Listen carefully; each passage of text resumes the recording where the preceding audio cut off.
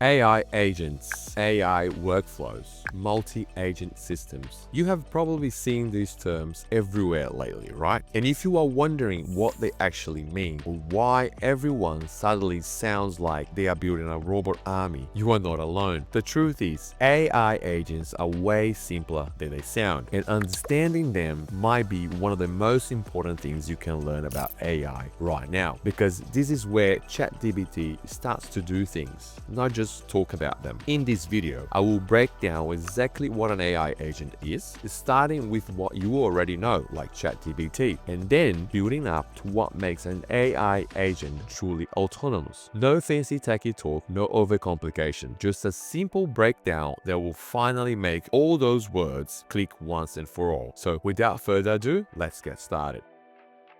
If you have used ChatGPT, Claude, or Gemini, you are already familiar with chatbots. You, the human, provide an input, a question, or prompt. The AI processes that input using its training data. Then it produces an output. That's it. Input, process, output. Let me give you a quick example. Let's say I ask ChatGPT to write me a professional email asking my colleague Sarah if she's free for lunch next Tuesday. ChatGPT gives me a perfect, polite email that probably makes me sound way more professional than I actually am. That's the output. So far, pretty straightforward. But here's where it gets interesting. What if I ask ChatGPT, when is my next doctor appointment? Even before he answers, you already know it's going to fail, because ChatGPT doesn't have access to my calendar. It's basically sitting there with its training data, which ended months ago, and definitely doesn't include my personal schedule. And that simple example reveals two big limitations of traditional chatbots.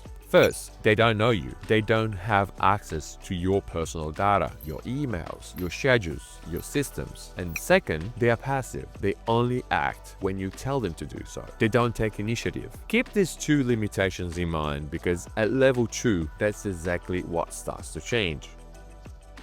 Let's see what happens when we start giving ChatGPT the ability to actually do things, like checking your calendar or pulling real data. Imagine I tell it, every time I ask about my schedule, check my Google Calendar first, grab the relevant information, and then respond. Now, the next time I ask, when is my next doctor appointment, it actually checks my calendar, finds it, and gives me the right answer. Nice, that's progress, right? But what happens if I ask, what's the weather going to be like that day? Now it fails. Why? Because I only program it to check my calendar, not the weather. It's just following the exact path I gave it, nothing more, nothing less. That's what AI workflows are. They follow a predefined path that you design. In tech terms, this is called control logic, but you don't need to remember that term. It just means the AI is following your instructions from A to B to C, and it never leaves the script. Let's push this example a bit further. What if I added a second step to the workflow? Check my Google Calendar first for the appointment time, then use a weather API to check the forecast for that day. And the result might be your doctor appointment's Thursday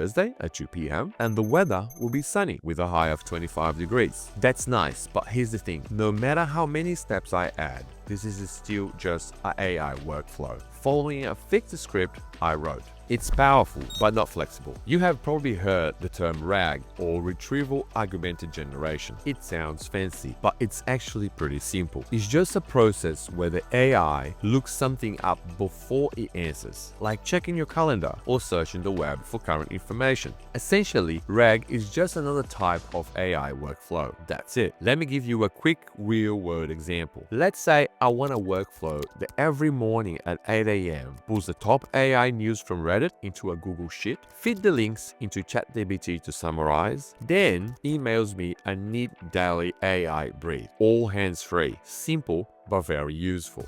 But here's the catch, it's still just a workflow. I built it, I decided every step. And if something breaks, like Reddit changed the API or the email fails, I have to go in and fix it manually myself. The AI can't problem solve or adapt on its own. It's smart but not independent. And that's exactly where level 3 takes things to a whole new level.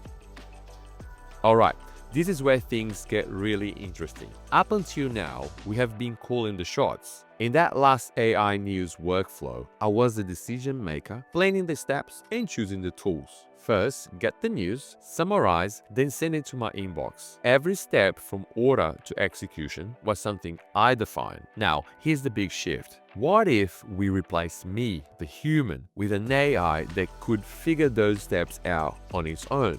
That's what makes an AI agent different. Instead of giving it a detailed checklist, I just give it a goal. Create my daily AI brief, the best summary of what's trending today. And from there, the agent thinks through the process itself. Where should I find today's top AI stories? Reddit, TechCrunch, X. How should I summarize them? Short bullets or a paragraph? Which tool should I use to send the email? The agent decides all that on its own. It reasons, picks the tools, and executes the plan. No micromanaging needed. Most AI agents follow a simple but powerful concept called REACT, short for reason and act. So basically, every agent must be able to do two things: reason, think through the problem, plan steps, and make decisions, and act, use tools to actually do something in the real world. That's the foundation of every modern AI agent. Simple, but incredibly powerful. So now it can think and it can act.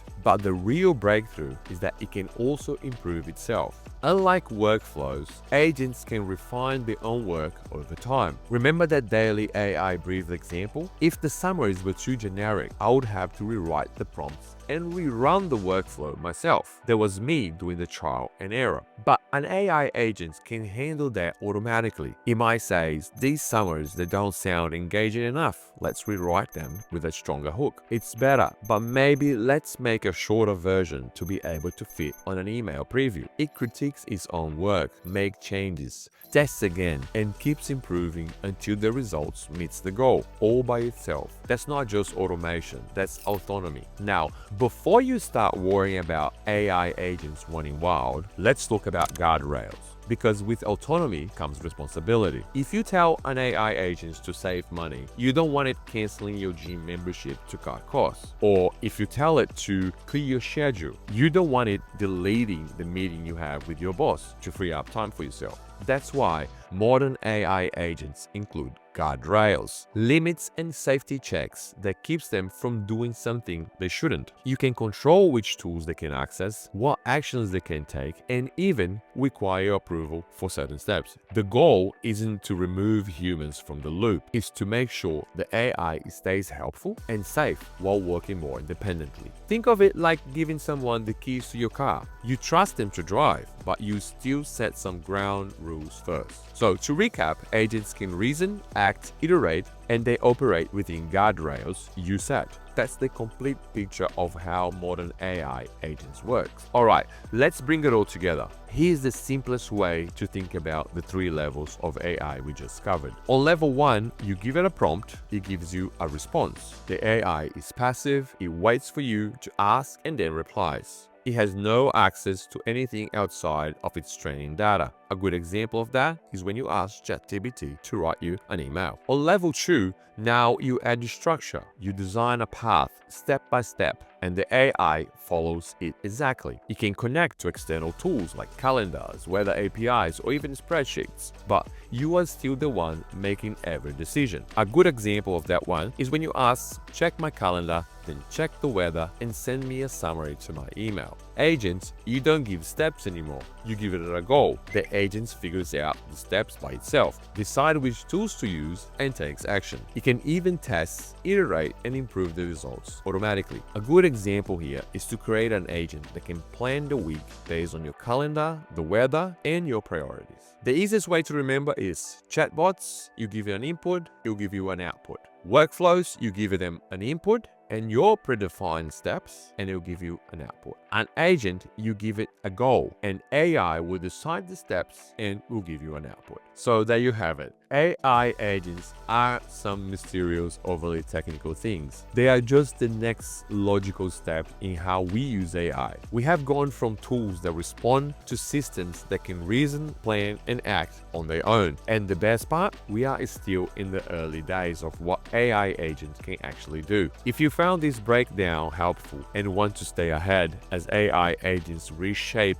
how we work and create, hit subscribe and tap the notification bell. And I would love to know, if you could have an AI agent handle one task in your life right now, what would that be? Let me know in the comment sections below. Thanks for watching, and I'll see you in the next one.